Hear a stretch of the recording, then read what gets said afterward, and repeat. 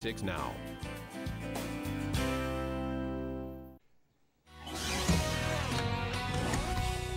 All right, people said it could happen, and apparently it is in certain parts of America. Homeowners who are able to pay their mortgage, but purposely missing mortgage payments, trying to maybe get a little bit of that bailout money or force a mortgage restructuring. Let's talk more about it with George Mantor. He is the real estate professor. He's also riskmedia.com columnist. George, welcome to Fox Business. I mean, is this really happening? Well, good morning, Brian. Thank you. I wasn't sure, and that's why I wrote an article sort of posing the question, are people deliberately withholding their mortgage payments? But the story continues because I've had several responses to that article, some coming in as recently as yesterday, people telling me that's our situation, that's what we're wondering about.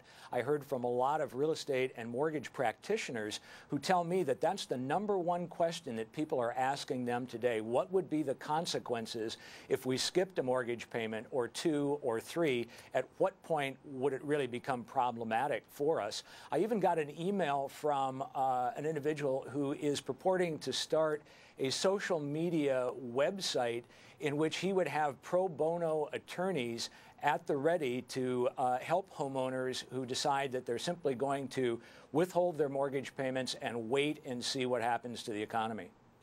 I mean, you hear about it, and you see, and people, of course, when the bailouts happen, everybody's angry and they're marching around saying, I'm not going to pay my mortgage. But then you start thinking about the credit implications.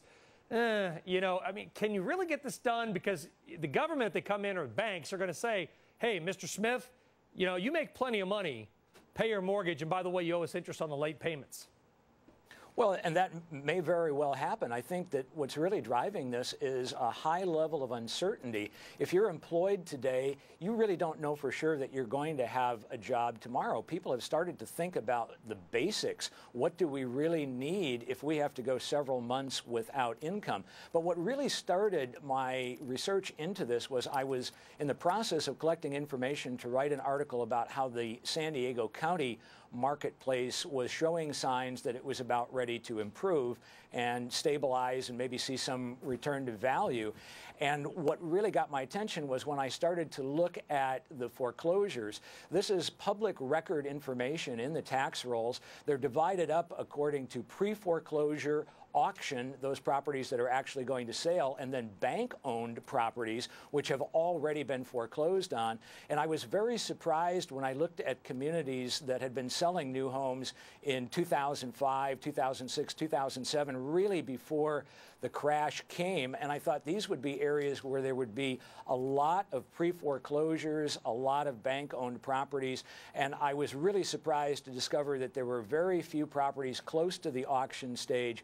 Very few properties that were already bank-owned. And it also occurred to me that banks themselves might be withholding, not filing original notices of default so as not to alert regulators to the true nature of the problem. So it becomes the great unknown in whether or not we're about to experience a recovery. We don't know the depth of the foreclosure problem. Yeah, and George, keep on it and come back soon, because I'll tell you what, you look at states like Arizona, it's got one of the highest foreclosure rates in America, but they're not at the top of the unemployment list.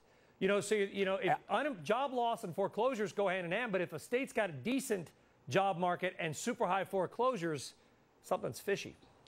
George Mantor. But well, go ahead, finish your thought, and then we got to bail. Well, I was just going to say, we don't really know. That's the problem, is we don't know the depth of this until we see the recordings come online. All right, hey, that was quick. George Mantor, real estate professor, author at riskmedia.com. George, stay on it. We'll see you soon. Thank you. Thank you very much. All right. Could the airline industry's troubles be coming to an end? Boeing thinks so. We're going to get that story with Sandra Smith.